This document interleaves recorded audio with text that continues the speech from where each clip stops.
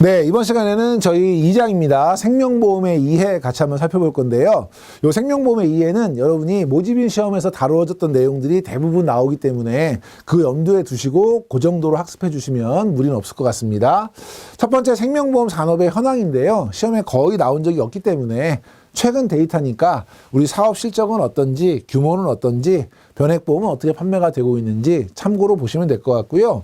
우리나라가 생명보험 업계에서 세계 8위 정도 한다라는 것 정도만 기억해 주시면 될 것 같습니다. 자, 다음에 이제 생명보험의 개념과 운영 원리인데요. 크게 운영 원리가 세 가지가 있죠. 첫 번째 대수의 법칙, 두 번째 수지 상등의 원칙, 세 번째 생명표. 시험 문제에는 생명보험의 운영 원리에 해당하지 않는 것은 해서 세 가지가 아닌 거 골라라 이런 문제 나오기 때문에 큰 제목 먼저 기억하시고요. 대수의 법칙 같은 경우는 모집단이 많을수록 정확한 확률을 계산할 수 있다.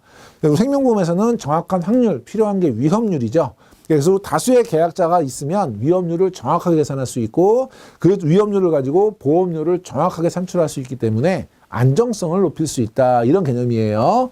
그래서 생명보험의 가장 기본적인 원리이고요. 보험 운영의 근간을 이루는 개념이고요. 특정 연령대의 전체 보험 대상자 중에서 어느 정도가 사망하는지 그거를 이제 정확하게 추정해서 보험료를 산출할 수 있는 그런 원리가 되겠고요.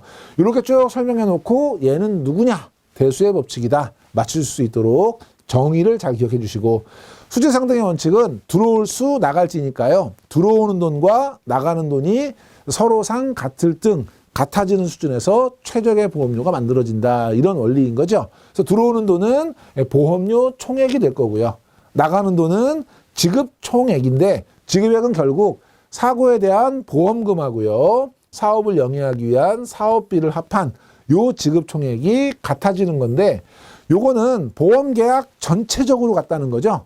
전체 보험을 봤을 때 들어오는 거하고 나가는 게 같아야 최적의 보험료다 이런 얘기인데 만약에 계약자 개개인으로 본다면 사고가 한 번도 안 나시는 분도 있으니까 개개인으로 봤을 때는 보험료와 보험금 사이에 차이가 발생될 수 있겠죠. 시험 문제에는 수지상등의 원칙이 적용이 되어서 계약자 개개인의 측면에서 계약자 개개인의 측면이 아니고 보험계약 전체의 측면에서 보험료와 보험금은 일치한다. 틀린 지문 눈여겨서 봐주시고요. 결국 보험회사가 경영을 지속적으로 유지하기 위해서 필요한 원칙이 되겠습니다. 생명표는 사망자, 생존자, 사망률, 생존율, 그리고 평균 여명 요거를 이제 계산해서 표로 만든 거예요. 어떤 연령대의 사람들이 1년에 몇 명 정도 사망 또는 생존할 것인지를 계산한 표다. 그래서 요 1년을 이제 10년으로 바꾸는 문제 많이 출제되고 있고요. 두 가지로 저희가 이제 만들죠. 전체 국민을 대상으로 한 국민생명표. 그런데 보험 사업을 영위하기 위해서는 국민생명표에 보험을 가입하지 못하는 분들이 포함되어 있죠. 나이가 너무 어리다든지 반대로 너무 많다든지 질병이나 장애를 이미 가지고 있다든지 이런 분들을 빼고 실제 계약자를 대상으로 생명표를 만들어요. 그걸 우리가 경험생명표라고 하고요.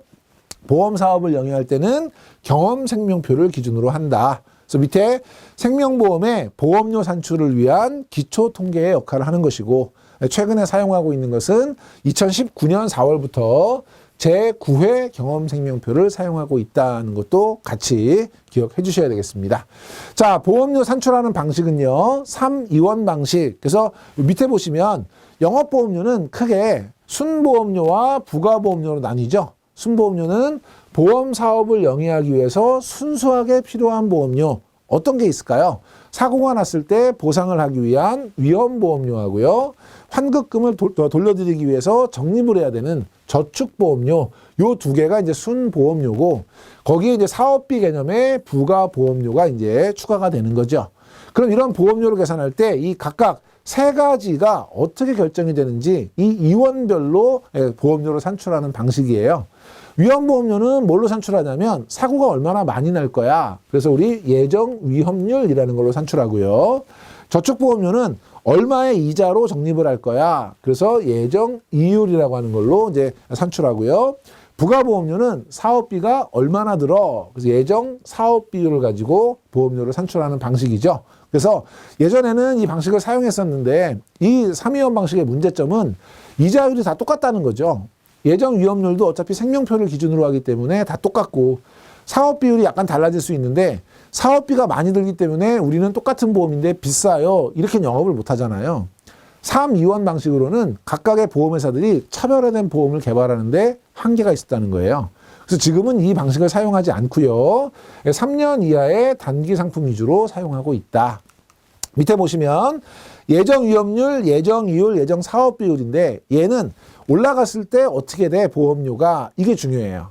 자, 예정 위험률 같은 경우는 사고가 얼마나 날 건지를 계산하는 거죠. 그러니까 예정 위험률이 만약에 하락했다. 사망률이 하락하면 덜 사망하는 거니까 사망보험을 담보로 하는 사망보험료는 어떻게 돼요? 위험이 떨어졌으니까 하락합니다. 그런데 반대쪽에서 생존을 했을 때 급부를 주는 뭐 연금 같은 것들이 있겠죠. 이건 오히려 사망하지 않으면 더 많은 돈을 들여야 돼요. 그렇기 때문에 반대로 상승하고요. 사망률이 상승하게 되면 거꾸로겠죠. 사망보험료는 같이 오르고 생존보험료는 이제 떨어지고. 중요한 거는 우리가 이제 예정 사망률은 결국 보장을 하기 위한 거니까 사망보험으로 본다면 비례 관계입니다. 위험률이 높아지면 보험료도 올라가고 위험률이 낮아지면 보험료도 내려가고. 맨 밑에 사업 비율을 보시면 사업비가 하락하게 되면 비용이 덜 들었으니까 보험료도 하락하고요. 그 다음에 사업비가 상승하면 보험료도 올라가고요. 그래서 예정 위험률과 예정 사업 비율은 보험료와 비례 관계예요.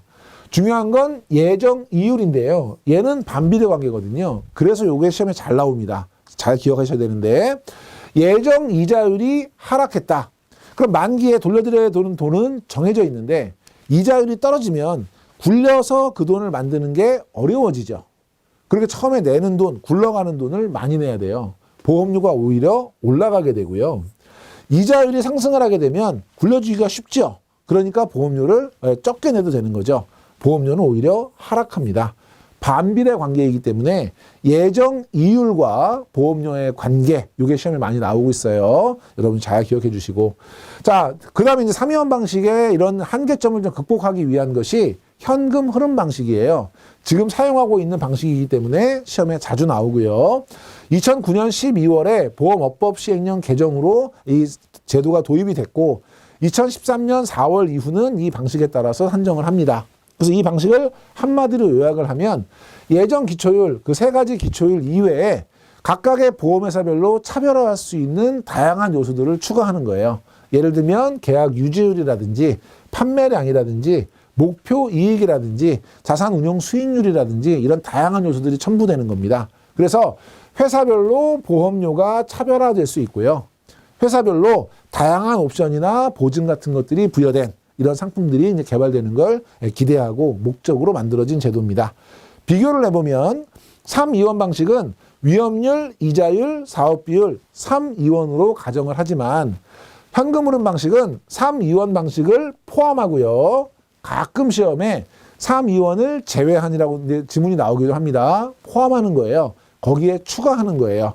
해지율이라든지 옵션이라든지 재보험 같은 다양한 요소들을 포함하기 때문에 3-2원 방식은 보수적인 표준 기초율이라고 한다면 지금 현금흐름 방식은 거기에 다양한 것들이 엎어져 가지고 회사별 최적 가정을 할 수 있는 이런 것이 이제 차이점이고요. 빨갛게 표시해드린 만큼 얘가 이제 시험에 많이 나오고요. 밑에 이익의 원천은 3-2원 방식은 각각의 이원별로 현금흐름 방식은 종합적인 이익이 이제 계산이 되는 것이고 수익성은 3-2원 방식은 선택적으로 그리고 현금흐름 방식은 필수적이고 마지막에 원가 요소는 3-2원 방식은 세 가지 이원 이외에 추가하는 것이 어렵죠. 그런데 현금흐름 방식은 쉽게 추가할 수 있다. 그래서 시험에는 현금흐름 방식은 3-2원 방식에 비해서 보수적으로 책정한다. 3-2원 방식이 보수적이고 오히려 현금흐름 방식이 더 종합적이고 회사별 최적 가정이다. 이런 개념이고요. 보험회사는 현금흐름 방식을 통해서 회사별 보험료를 동일한 수준으로 맞출 수 있다. 동일한 수준으로 맞추는 것이 아니라 오히려 차별화하는 것이 목적이 되겠죠.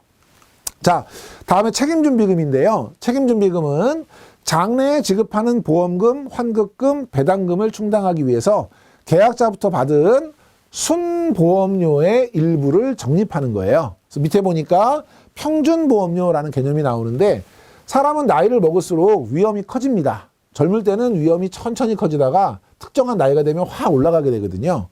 그러니까 원래대로 하면 위험에 따라서 보험료를 책정하는 게 자연스럽죠.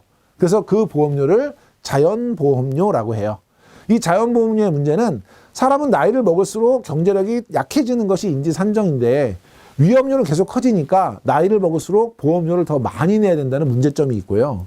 두 번째는 위험률이 계속 달라지기 때문에 매월 납입하는 보험료가 다 달라져야 된다는 업무적인 복잡함이 있어요.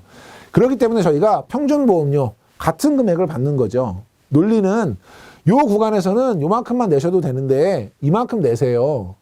그럼 나중에 가서 이만큼 내셔야 될 때 제가 요만큼만 받을게요. 이런 논리예요. 그럼 앞쪽에 이렇게 미리 받아놓은 이 돈은 쓰면 될까요? 안 될까요? 안 되죠. 그러니까 이거를 모아놓는 게 책임준비금의 90% 이상을 차지하고 있는 보험료 적립금이에요. 그래서 이런 논리에서 모아놓는 거예요.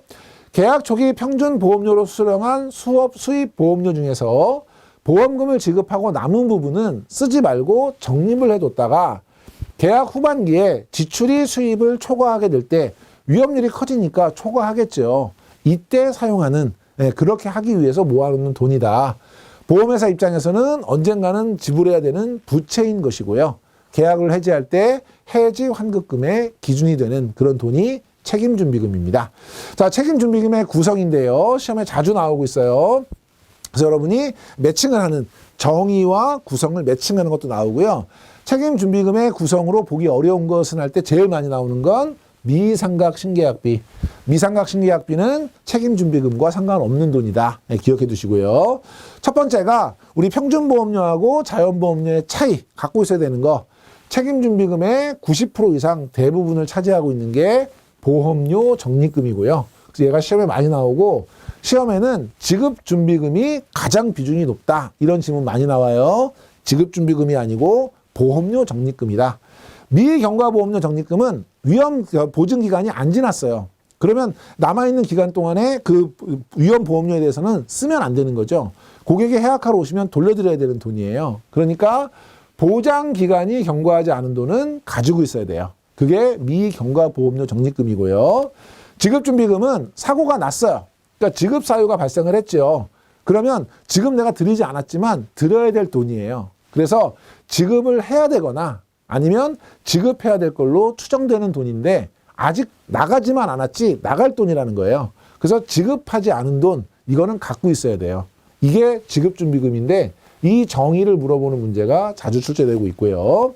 계약자 배당준비금은 계약자에게 배당을 하기 위해서 가지고 있는 적립하는 돈인데 밑에 보면 계약자 이익배당준비금 용어가 비슷해요.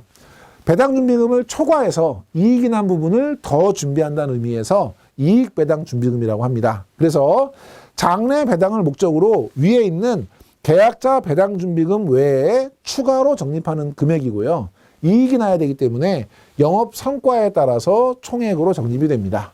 그래서 시험에는 매년 동일한 금액을 적립한다. 성과에 따라 달라지는 것이기 때문에 동일한 금액은 아니고요. 자, 다음에 배당보험 손실보전준비금. 배당보험 계약의 손실 보전을 위해서 적립하는 것이고 재보험료 적립금, 보험계약을 수재한 경우, 재보험을 받은 경우에 그것에 대비해서 책임준비금을 적립하는 것이고 보증준비금 일정 수준 이상으로 보증을 하기 위해서 예상 손실액을 고려해서 적립하고 있는 우리 사망보험금 보증이라든지 연금 적립금 보증 이런 것들을 위한 준비금으로 봐주시면 될 것 같습니다. 그래서 일단은 보험료 적립금과 지급준비금 정의 잘 기억하시고 종류, 구성이 아닌 거 구별해 주시면 될 것 같고요. 적립 방식은 크게 세 가지죠. 첫 번째는 순보험료를 그대로 적립하는 방법. 이게 이제 순보험료식 책임준비금. 그래서 이거는 순보험료를 그대로 적립하는데 문제가 뭐냐면 앞쪽에 신계약비가 많이 들어요. 부가보험료가 많거든요. 그러니까 순보험료를 다 적립을 하게 되면 앞쪽에서 보험회사의 비용에 대한 부담이 커진다는 게 문제예요. 그렇지만 순보험료를 다 갖고 있으니까 책임준비금, 적립금은 가장 두텁게 적립이 된다는 게 장점이죠. 그래서 사업비를 고려하지 않고 순보험료 전체를 책임준비금으로 적립하는 방법이에요. 초년도에 신계약비 지출이 많기 때문에 비용 부담이 크다는 것이 단점. 그런데 책임준비금을 가장 두텁게 적립한다는 것이 장점이고요. 그렇기 때문에 계약자 배당 규모가 축소되거나, 왜냐하면 비용 부담이 크고 이익이 많이 발생하지 않거나 줄 수 있기 때문에 배당 시기가 지연될 수 있는 방식입니다. 시험 문제에는 계약 초기 신계약비 지출 비용 부담이 적어서 책임준비금의 적립 규모가 작다. 완전히 거꾸로 설명한 거죠. 이런 지문들도 출제가 되니까 봐주시고요. 두 번째, 질면식. 질면식이라고 하는 건 뭐냐면 앞쪽에 신계약비가 많이 포진되어 있으니까요. 우리가 초년도에 순보험료 중에 일부를 미리 땡겨 쓰는 거예요. 우리 신계약비를 충당하기 위해서. 그래서 미리 땡겨 쓴 거를 뒤에 가서 차년도 두 번째부터 갚아나가는 이 방식이 질면식이에요. 그럼 순보험료식을 땡겨 썼으니까 비용 부담은 줄일 수 있지만 순보험료를 다 갖고 있는 게 아니기 때문에 책임준비금은 순보험료식보다는 적을 수밖에 없고요. 이걸 갚아나갈 때 전 보험기간 동안 갚아나간다 그러면 전기질면식. 일정 기간, 가장 대표적인 납입기간 동안 갚는 게 많은데 납입기간 동안 갚는다 그러면 짧게 갚으니까 단기질면식. 이렇게 이야기하는 거예요.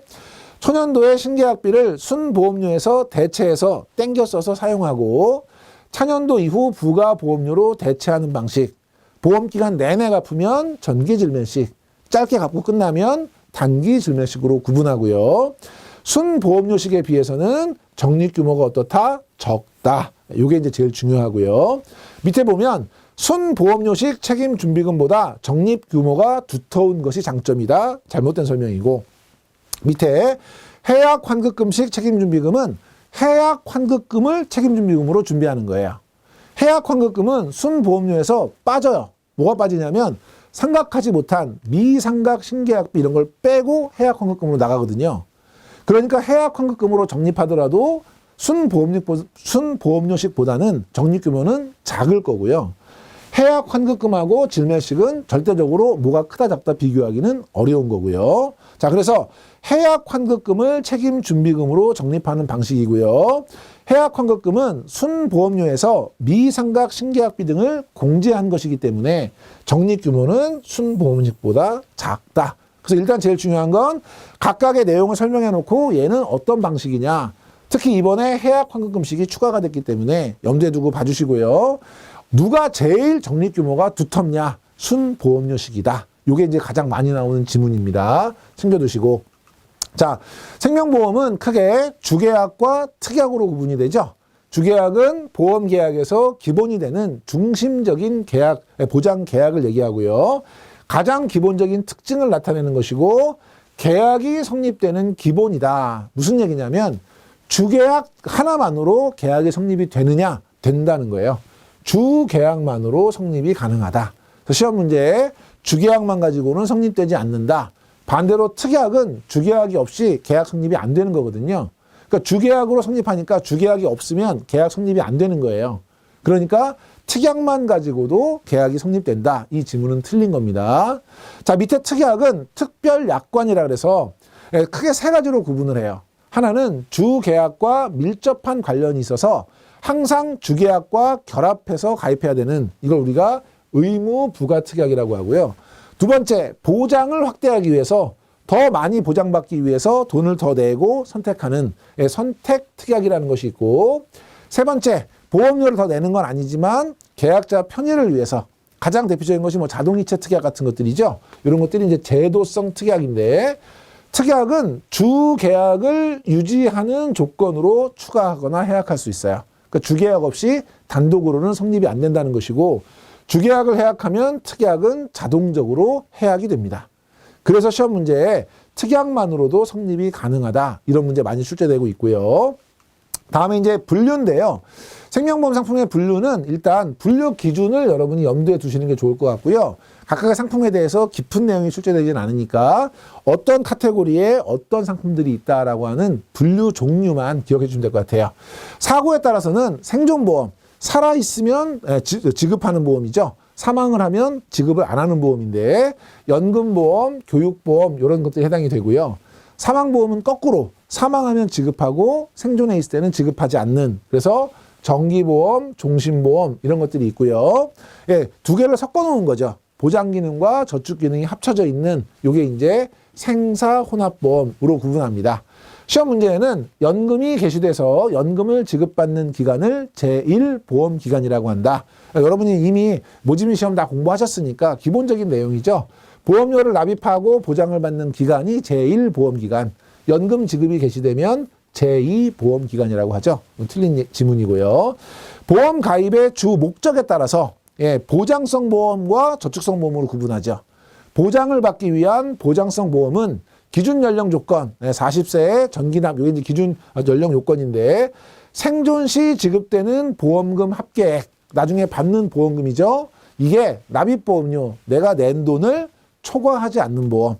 그러니까 궁극적으로는 보험 차익이 발생하지 않는 요 보험을 보장성 보험이라고 하고요.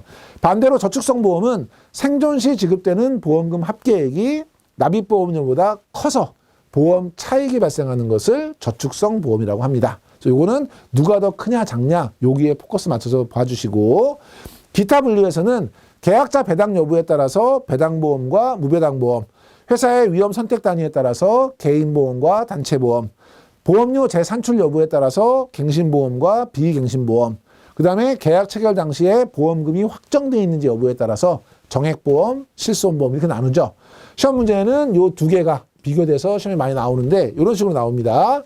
보험료 재산출 여부에 따라서 정액보험과 실손보험으로 분류한다. 틀린 거죠. 재산출 여부에 따라서 갱신형 보험과 비갱신형 보험으로 구분하고 있고요. 자, 다음에 이제 생명보험 계약에 의해서 이제 성립이에요. 생명보험 계약은 낙성 계약이죠. 승낙하고 그 다음에 그거 청약하고 그걸 승낙하면 계약이 성립됩니다. 그래서 보험 계약자의 청약과 보험회사의 승낙으로 계약이 성립되는데, 계약자의 청약을 꼭 제1회 보험료의 납입과 또 승낙을 보험증권 교부로 성립된다. 이런 지문이 많이 나와요. 그래서 여러분이 요거 아니고 청약과 승낙이다 기억해 주시고요. 생명보험 계약은 원칙적으로는 정액보험이 기본인 것이죠. 최근에 실손보험이 일부 판매가 되고 있지만, 그래서 정액보험이 기본 원칙이다. 생명보험은 사람의 생존과 사망, 손해보험은 재산상의 손해를 보장하는 것이 이제 일반 원칙이고, 생명보험은 주로 일정한 금액으로 정액보상을 하고, 손해보험의 경우에는 실손보상을 하죠. 생명보험 같은 경우는 사람의 신체에 대해서 가격을 매기기가 어렵기 때문에 정액보상 자체가 이제 안 되는 거고요. 보험기간은 주로 장기, 단기입니다. 시험 문제에는 생명보험은 실손보상을 원칙으로 한다. 이런 문제가 많이 나오고 있죠. 실손보상이 아니라 정액보상을 원칙으로 하고 있죠. 자, 특성. 모집인 시험 보셨을 때 많이 외우셨던 걸 거예요. 비슷한 형태로 문제가 납니다. 얘는 설명 써놓고 얘는 누구냐, 또는 뭐 문구 조금씩 바꿔서 이제 맞았냐 틀렸냐 이런 문제 많이 나오는데, 유상 쌍무 계약. 유상이라는 건 뭐예요? 돈이 서로 왔다 갔다 하는 계약이라는 거죠. 무상이 아니라는 뜻이고요. 쌍무는 둘쌍자의 의무 무자니까 돈이 왔다 갔다 하는 두 개의 의무가 있는 계약이라는 뜻입니다. 어떤 의무예요? 계약자는 보험료를 납입해야 되는 의무, 그 다음에 보험회사는 사고가 발생했을 때 보험금을 지급해야 되는 의무, 두 돈이 왔다 갔다 하는 의무가 있는 거죠. 유상 쌍무 계약이고요. 두 번째, 불요식, 특별한 요식이 없는, 요식을 요구하지 않는 낙성, 승낙을 하면 계약이 이루어지는 그런 성격을 갖고 있는 계약이다. 그래서 계약자의 청약과 보험회사의 승낙으로 성립이 되고요. 결국 두 당사자가 의사합치한 것만으로도 성립된다는 얘기고, 특별한 요식 행위를 요구하지 않기 때문에 불요식이라고 합니다. 그런데 시험에 요식계약이라고 나와요. 앞에 청약서, 약관 이런 특별한 형식을 요구하는 요식계약이다. 틀린 거고요. 밑에 보면 맨 마지막 줄에 이런 게 나와요. 계약이 성립하기 위해서 보험료 납입이 필요한 요물계약이다. 이것도 틀린 거죠. 그래서 불요식 낙성계약성이다. 기억해 주시고, 부합계약성. 보험계약은 보험회사가 일방적으로 약관을 만들죠. 그 약관에 딱 붙어있는 부합계약이에요. 그렇기 때문에 계약자분들은 약관을 보시고 마음에 들면 가입하고 마음에 안 들면 가입하지 않는 거예요. 그래서 약관을 전체로 승인하거나 거절해야 돼요. 일부만 승인하거나 거절하는 건 불가능하고요. 계약자 개개인별로 필요한 약관을 만드는 거 더 불가능한 거예요. 그래서 개인의 필요에 맞는 약관은 사실상 불가능하다. 사행계약성, 작은 돈으로 큰 금액을 노리거나 불확실한 것들에 대해서 일어나지 않은 것에 배팅하는 보험이 그런 성격을 좀 가지고 있는 것이지만 일반적인 도박과 같은 사행계약하고는 좀 합법적인 차이가 있는 것이고요. 사행계약성이 있기 때문에 선의를 가지고 계약을 해야 되는데 이거는 계약자, 보험회사가 쌍방이 같이 요구되는 상호적인 원칙이다. 그래서 개념 여러분이 봐주시고 밑에 보면 계약자가 필요에 따라서 약관의 일부를 거절할 수 있다, 거절할 수 없다. 전체를 승낙하거나 거절해야 된다. 그 얘기고요. 자, 가입자의 계약 전 알릴 의무, 고지 의무죠. 특히 이제 제일 중요한 게 건강 상태 같은 것들을 이제 고지를 해야 되는데 만약에 고지 의무를 위반했다. 그럼 보험회사가 두 가지 조치를 할 수 있죠. 첫 번째, 계약을 해지할 수 있고요. 두 번째, 보장을 제한할 수 있죠. 그래서 일부에 대한 부담보를 조건으로 한다거나 이렇게 할 수 있는데 시험에 요거보다 더 많이 나오는 게 뭐냐면 그럼에도 불구하고 해지하지 못하는 경우, 그래서 위반 시에도 해지하지 못하는 경우가 시험에 많이 나옵니다. 특히나 숫자 바꿔서 많이 나오죠. 첫째, 보험회사가 사실을 알았거나 과실로 알지 못한 경우 보험회사의 잘못이기 때문에 해지하면 안 되고요. 두 번째, 그 사실을 안 날로부터 1개월 이상 지났거나 이거 3개월로 시험에 많이 나오고요.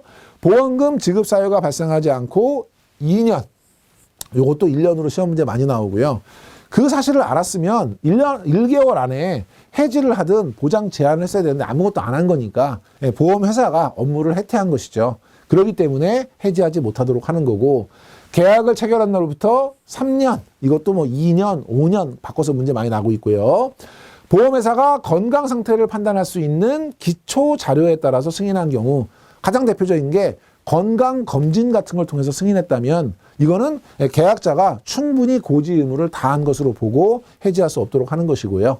설계사 등이 고지할 기회를 주지 않았거나 고지를 방해했거나 사실대로 고지하지 않도록 유도했거나 부실한 고지를 권유했거나 이거는 이제 보험 설계사의 규칙 사유이기 때문에 이 경우에는 해지할 수 없습니다. 이것도 여러분이 꼭 기억해 주시고 생명보험의 계약의 성립은 두 가지죠. 계약자의 청약 그리고 보험회사의 승낙.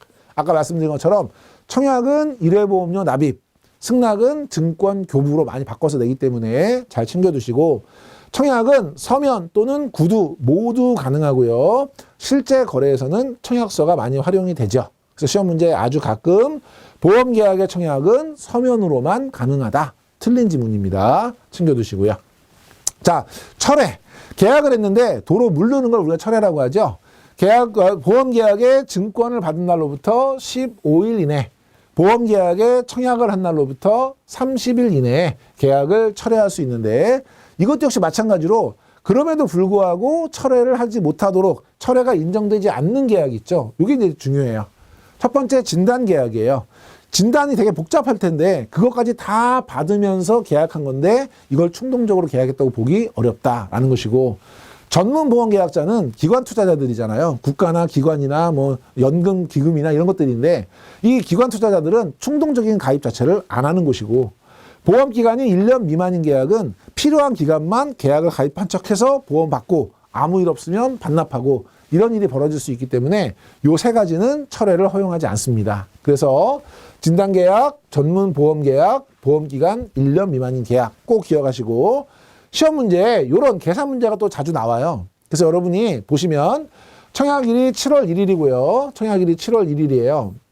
그러면 가만히 생각해 보시면 7월 1일이니까 정상적으로 봤을 때 청약일로부터 30일이니까 7월 31일 날 이때까지 철회가 가능한 거죠. 그러면 이 가운데 날짜 15일을 기준으로 앞에 15일 앞쪽이면 증권을 만약에 15일 앞에 받았다 그러면 증권을 받은 날로부터 15일 이게 두 기간이 달라요. 그럴 때는 어떻게 하냐면 짧은 기간으로 갑니다. 짧은 기간. 그래서 보시면 7월 1일 날 지금 청약을 했고요. 증권을 15일을 넘어서 20날 받았어요. 7월 20날 받았어요. 그러면 7월 31일까지 원래 청약 철회 기간인데 20날 받은 날로부터 15일이니까 얘는 이 뒤에 8월 5일까지도 청약이 가능하잖아요. 두 개가 겹쳤잖아요. 그럼 뭘로? 짧은 날짜로. 그러니까 7월 31일이 최종적으로 철회할 수 있는 날짜예요. 만약에 얘가 7월 20일이 아니고 7월 10일 날 증권을 받았다. 그러면 31일까지 철회를 할 수 있고 10일 날로부터 15일이면 7월 25일 날까지가 지금 철회 기간이잖아요. 그럼 25일과 31일 겹치죠. 그럼 이때는 며칠이에요? 7월 25일이 최종적인 철회 가능일자예요. 계산하는 문제도 염두에 두시고 봐주시고, 약관 교부 및 설명 의무, 계약자에게 약관을 교부하고 중요한 내용을 설명해야 되는 의무인데 이걸 위반했다. 그럼 어떻게 되는 거죠? 계약자가 계약이 성립한 날로부터 3개월, 이거 1개월로 시험에 많이 나오고요. 계약을 취소할 수 있죠. 이걸 해지라고 많이 나옵니다. 취소는 원금은 물론이거니와 이자까지 돌려받을 수 있는 행위이고요. 우리 3대 기본 지키기라고 하는 계약자 보관용 청약서의 전달, 약관의 중요 내용 설명, 자필 서명 중에 하나라도 이행하지 않았으면 취소할 수 있다. 3개월 중요한 숫자입니다. 잘 기억해 주시고요.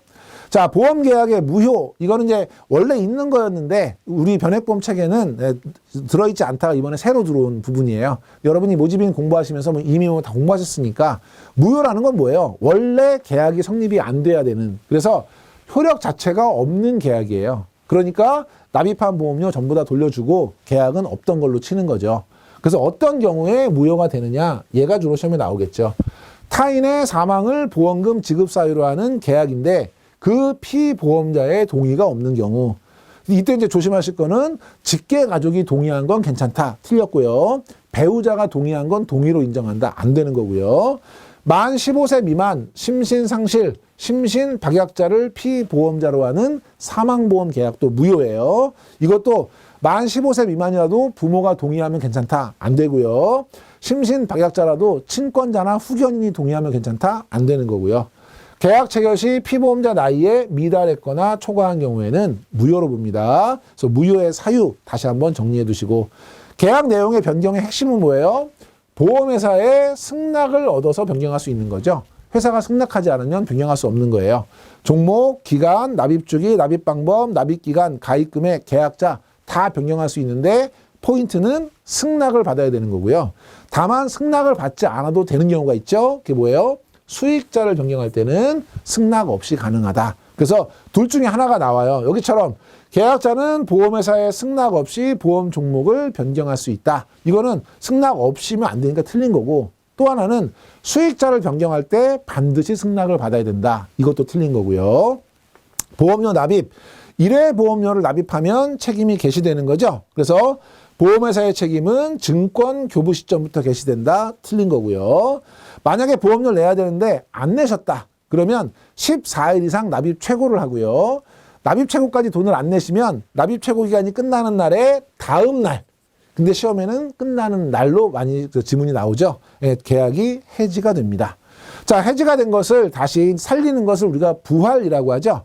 계약이 해지됐는데 해지 환급금이 지급되지 않았다. 찾아가지 않았다는 거죠. 그러면 3년 이내에 부활 청약이 가능하고요. 요 3년을 2년으로 바꾸어서 시험 나고 있고요.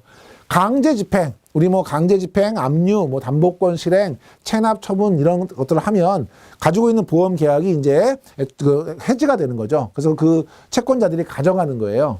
이럴 때 주체가 누구냐면 수익자가 회사에 가서 그 보험회사가 그 채권자들한테 준 돈만큼을 다시 물어내고, 그러니까 다시 납부를 하는 거죠. 납부를 하고 계약자를 수익자로 바꾸어서 다시 이제 이걸 부활할 수 있어요. 이걸 우리가 특별 부활이라고 합니다. 얘는 중요한 게 주체가 누구야? 수익자야. 그러면 누구 허락을 받아야 돼? 계약자 허락을 받아야 돼. 그러면 누구를 바꾸는 거야? 계약자를 바꾸는 거야. 누구로 바꾸는 거야? 수익자로 바꾸는 거야. 요게 시험에 많이 나와요. 밑에처럼 보험 수익자가 피보험자의 동의를 얻어서 특별 부활을 청약할 수 있다. 피보험자의 동의가 아니라 계약자의 동의를 얻어야 되는 것이죠. 자, 다음에 우리 사기 계약의 취소 및 중대 사유로 인한 계약의 해지인데요. 사기 계약이라는 것을 보험회사가 증명하게 되면 5년 이내에 해지할 수 있고요. 사기 사실을 안 날로부터 1개월 이내에 계약 취소가 가능하죠. 이것도 마찬가지로 의무를 해태하지 않는 걸 하기 위해서 1개월이 지나면 취소할 수 없고요.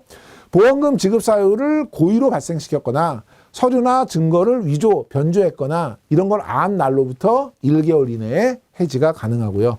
여기서는 5년이라는 숫자가 조금 더 중요하고요. 기타 분쟁이 생겼다. 그러면 금융감독원장, 그래서 우리 금융분쟁조정위원회라는 것이 있죠. 거기에다가 조정 신청을 하고요.